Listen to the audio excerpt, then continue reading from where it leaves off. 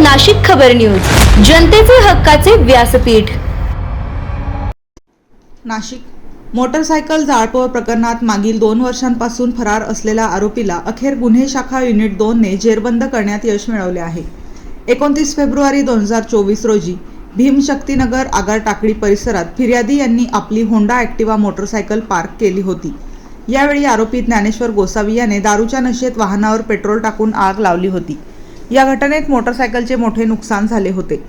या प्रकरणी उपनगर पोलीस ठाण्यात भारतीय दंडविधान कलम 435 आणि 427 अंतर्गत गुन्हा दाखल करण्यात आला होता। घटनेनंतर आरोपी फरार झाला होता। त्याच्या विरोधात CRPC कलम 299 नुसार न्यायालयात दोषारोप दाखल करण्यात आले होते। दरम्यान नाशिक शहर पोलिसांनी फरार आरोपींचा शोध घेण्यासाठी विशेष मोहीम हाती घेतली होती। याच दरम्यान गुन्हे शाखेला मिळालेल्या गोपनीय माहितीच्या आधारे पोलिसांनी आगार टाकळी परिसरात सापळा रचून आरोपीला ताब्यात घेतले। चौकशी दरम्यान त्याने गुन्ह्याची कबुली दिली आहे। ही कारवाई पोलीस आयुक्त संदीप कर्णिक यांच्या मार्गदर्शनाखाली गुन्हे शाखा युनिट 2च्या पथकाने यशस्वीरित्या पार पाडली असून आरोपीला पुढील कारवाईसाठी उपनगर पोलिसांच्या ताब्यात देण्यात आले आहे।